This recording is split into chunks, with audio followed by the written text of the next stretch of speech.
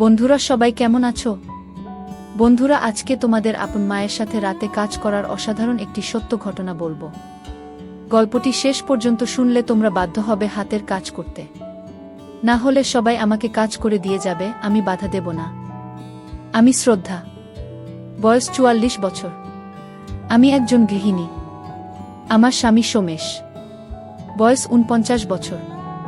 সে একজন দিল ব্যবসায়ী।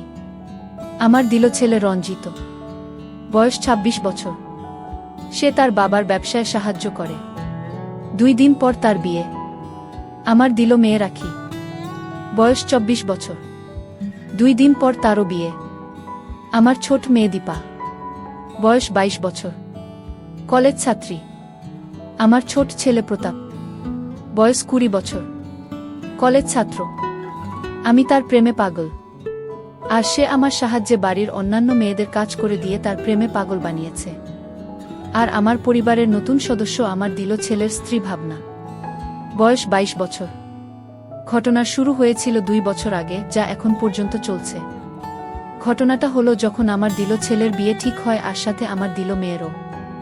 মানে আমার ছেলে মেয়ে বিয়ে তাদের ছেলে মেয়ের সাথে, অর্থাৎ ভাই বোনের আদল বদল।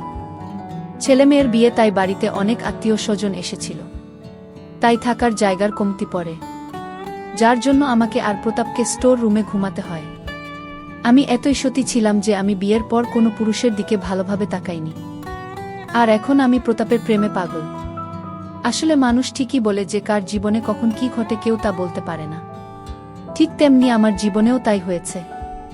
আমার স্বামী আমাকে স্টোর রুমে ঘুমাতে বারণ করেছিল, কিন্তু আমি আত্মীয়দের আরামের কথা চিন্তা করে বিয়ের ৩ দিন আমি নিজের এবং প্রতাপের বিছানা স্টোর রুমে করেছিলাম। আর এই ৩ দিনই আমার জীবনকে বদলে দিয়েছিল। স্টোর রুম মানে এই নয় যে সেটা খুব নোংরা ছিল, বরং পরিষ্কারই ছিল। তবে বাড়ির অতিরিক্ত কিছু জিনিস সেখানে ছিল, আর ছিল একটা বিছানা।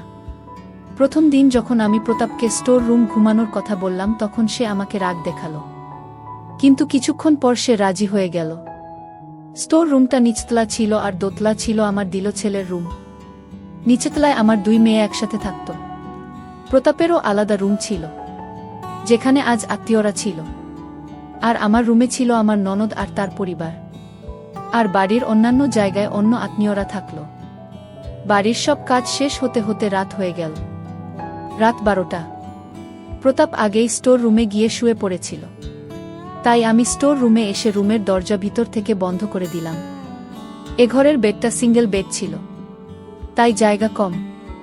তার জন্য আমি প্রতাপকে ডাকলাম, কিন্তু সে সাড়া দিল না। তাই আমিও শুয়ে পড়লাম। আমি এমনভাবে শুলাম যে প্রতাপের শরীরের সাথে গেল, আর আমার মাথা ছিল তার বুকে। আমি লাইট অফ করে ঘুমানোর চেষ্টা করলাম। বিয়ে বাড়িতে অনেক কাজ ছিল, তাই আমি অনেক ক্লান্ত ছিলাম। আর এই জন্য আমি কখন ঘুমিয়ে পড়ি তা জানি না। কিন্তু হঠাৎ ব্যথায় আমার ঘুম ভেঙে গেল, আর আমার মুখ থেকে চিৎকার বেরুবে ঠিক তখনই কেউ একজন আমার মুখ চেপে ধরল।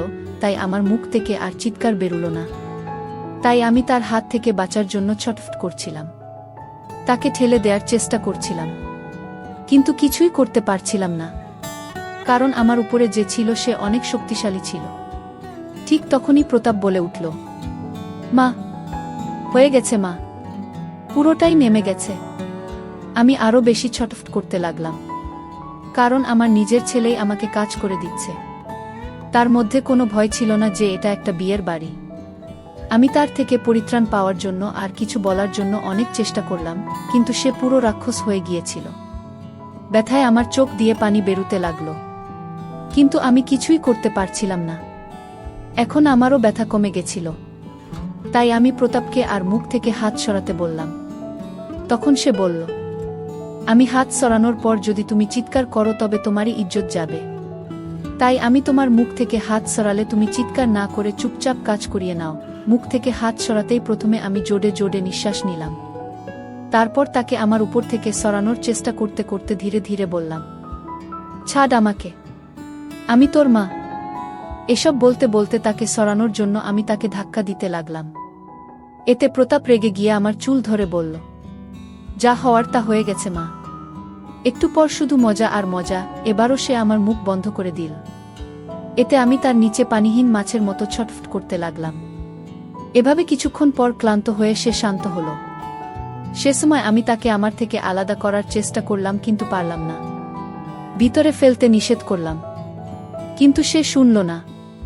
তার চেয়ে দিল কথা, তার সাথে সাথে আমিও আমার ছেড়ে দিলাম। কিছুক্ষণ প্রতাপ আমার উপরে থাকলো আর জোরে জোরে নিঃশ্বাস নিতে লাগলো, আর আমি তাকে নিচে পড়ে থাকলাম। কিছুক্ষণ পর যখন প্রতাপ নিস্তেজ হয়ে গেল, তখন আমি তাকে আমার উপর থেকে ধাক্কা দিয়ে সরিয়ে দিয়ে বিছানা থেকে উঠতে লাগলাম। কিন্তু এতই ব্যথা হচ্ছিল যে আমি আর উঠতে পারলাম না। তাই আমি বিছানায় শুয়ে কাঁদতে লাগলাম। প্রতাপও তখন চুপ করে থাকল। আমি নিজেই জানি না যে আমি কতক্ষণ ব্যথায় কেঁদেছি। আমি অনেক কষ্ট করে উঠে স্টোর রুমের বাইরে বের হয়ে বাথরুমে যাই। ঠিক তখনই প্রতাপ বাথরুমের বাইরে থেকে আমাকে ডাকতে লাগল, মা, তাড়াতাড়ি বের হও, আমি প্রসাব করব। তার কথা শোনা মাত্র আমার মনে হচ্ছিল যে বাইরে বের হয়ে তার গালে একটা থাপ্পড় দেই। কিন্তু বাড়িতে আত্মীয় থাকায় চুপ থেকে বাথরুমের দরজা খুলে বাইরে বের হয়ে তার দিকে রাগান্বিত হয়ে তাকালাম। প্রতাপ আমার দিকে তাকিয়ে মাথা নিচু করে বাথরুমে ঢুকে গেল। আমি তখন বাইরে দাঁড়িয়ে ভাবতে লাগলাম যে এখন আমি কোথায় যাব, নিজের ঘরে না মেয়েদের ঘরে।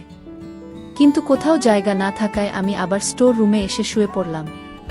কিছুক্ষণ পর প্রতাপও স্টোর রুমে এসে দরজা বন্ধ করে আমার পাশে শুয়ে পড়ল। সে আমাকে কাছে টেনে ধরল। এতে আমি রাগে তার গালে একটা থাপ্পড় দিলাম আর বললাম, কুত্তা হারামজাদা, তোর লজ্জা করল না? আমার কথা শুনে কাঁদতে লাগলো আর বলল, মা, আমার ভুল হয়ে গেছে মা। জানি না কি হয়েছিল আমার মধ্যে যে নিজেকে কন্ট্রোল করতে পারিনি, তাই হয়ে গেছে। মা, দয়া করে বাবাকে এ নিয়ে কিছু বলো না। এসব বলে সে কাঁদতে কাঁদতে বিছানা থেকে নেমে মেঝেতে শুয়ে পড়ল। তার এ অবস্থা দেখে আমি তাকে আর কিছুই বললাম না, বরং চুপচাপ চোখে পানি নিয়ে ঘুমানোর চেষ্টা করলাম। আর ভাবতে লাগলাম যে কি থেকে কি হয়ে গেল, আর না জানি আগে আরও কি কি হবে। এসব ভাবতে ভাবতে কখন ঘুমিয়ে গেছি তা জানি না। আমার ঘুম ভেঙে গেল যখন আমি বুঝতে পারলাম যে কেউ আমার উপরে আছে। আমি আমার চোখ খুললাম। আমি আমার উপর প্রতাপকে দেখতে পেলাম। কেবল কাজ শুরু করবে ঠিক তখনই আমি তাকে জোরে ধাক্কা দিলাম, কিন্তু সে শক্ত করে ধরেছিল। আমি আবার পরাস্ত হলাম। প্রতাপ আবার আমার মুখ বন্ধ করে দিল।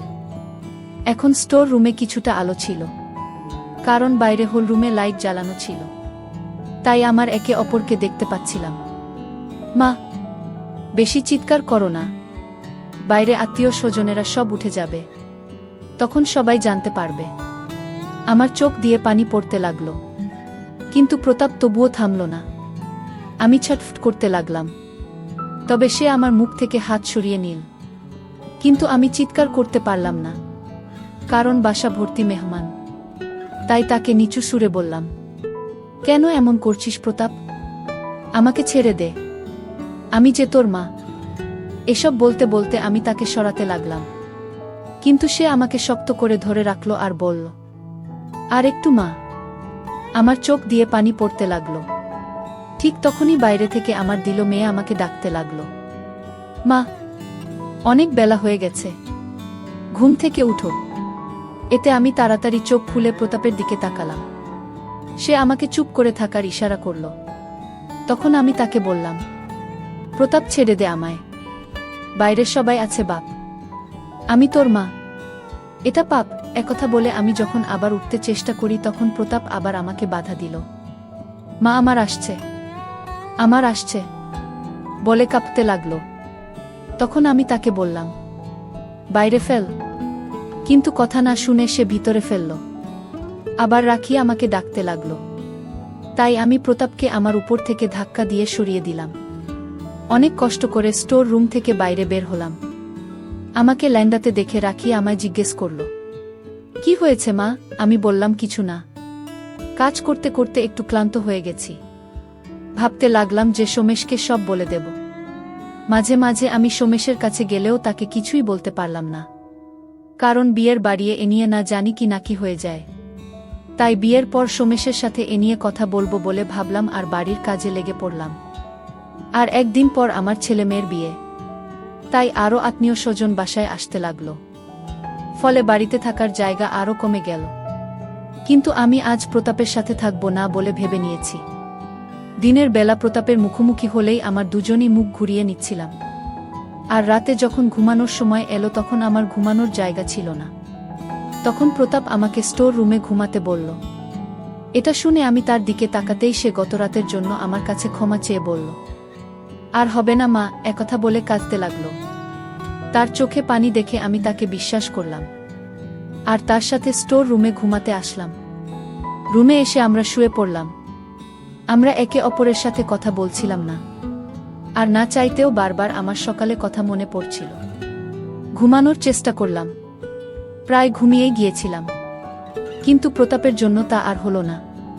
তার শক্তির সাথে আমি এবারও পারলাম না। আমি তাকে হাত জোড় করে আমাকে ছেড়ে দেওয়ার জন্য বললাম, কিন্তু সে না আমার কথা শুনল, না আমাকে ছাড়ল।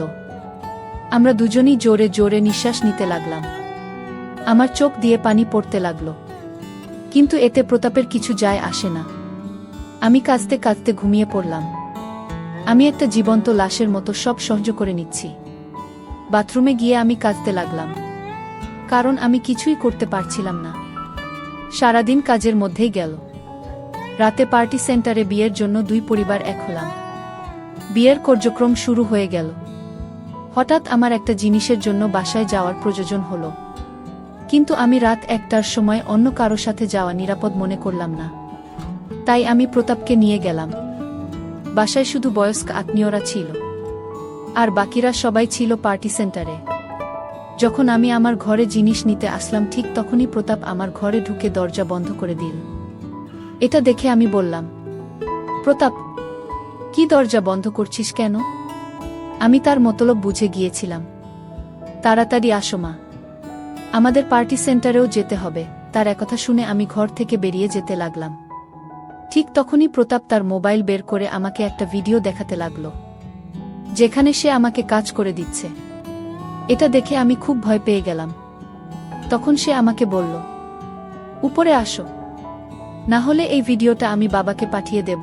তার একথা শুনে আমার ভয় আরো বেড়ে গেল। সে আবার বলল, তাড়াতাড়ি আসো মা, আমাদের আবার যেতে হবে। তার কথা শুনে আমি কাঁদতে লাগলাম আর বললাম, আমি তোর মা হই প্রতাপ। বললাম না, এটা কোনো সম্পর্ক বোঝে না। দেরি না করে তাড়াতাড়ি আসো, না হলে আমি এখনই বাবাকে এই ভিডিওটা পাঠিয়ে দিচ্ছি। আমি তার কথা শুনে কাঁদতে কাঁদতে তার পাশে বসলাম। সে উপরে বসতে বলল। আমার চোখ দিয়ে তখন পানি বের হতে লাগলো, কিন্তু আমার কিছু করার ছিল না। তখন প্রতাপ বলল, মা তুমি একটু একটু নাচো। তার একটা শুনে আমি তার গালে একটা জোরে থাপ্পড় দিলাম। তখন সে হাসতে হাসতে বলল, যত দেরি করবে ততই আমাদের যেতে দেরি হবে। আমি আবার বললাম, কিছু তো লজ্জা থাকার দরকার তোর। আমি তোর মা, আজ তোর ভাই বোনের বিয়ে। তুমি সে আমার কোনো কথাই শুনল না। তুমি যে কত সুন্দর তা তুমি নিজেই জানো না। তোমার এই সৌন্দর্যের জন্য আমি বাধ্য হয়েছি। আমি জানি তুমি আমার মা, আর আমি তোমার সম্মতিতে এসব হবে না। দুঃখিত মা, তুমি আসলেই অনেক সুন্দরী। তার মুখে এসব কথা শুনে আমি খুব খুশি হলাম। প্রতাপের মুখ থেকে মা ডাক শুনে আমি মনে হলো আমি এসব কি করছি। তাই আমি তাড়াতাড়ি সব কাপড় ঠিকঠাক করলাম। তারপর জিনিসপত্র নিয়ে ঘর থেকে বের হলাম। কিছুক্ষণ পর প্রতাপও ঘর থেকে বের হয়ে আসলো। আমরা একে অপরের সাথে কোনো কথা না বলে সোজা পার্টি সেন্টারে চলে আসলাম।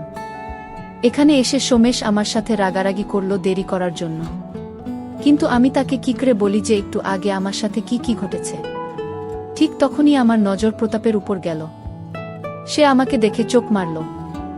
এতে আমি রাগ না হয়ে লজ্জা পেয়ে গেলাম। জানি না আজ কেন যেন কাজ করিয়ে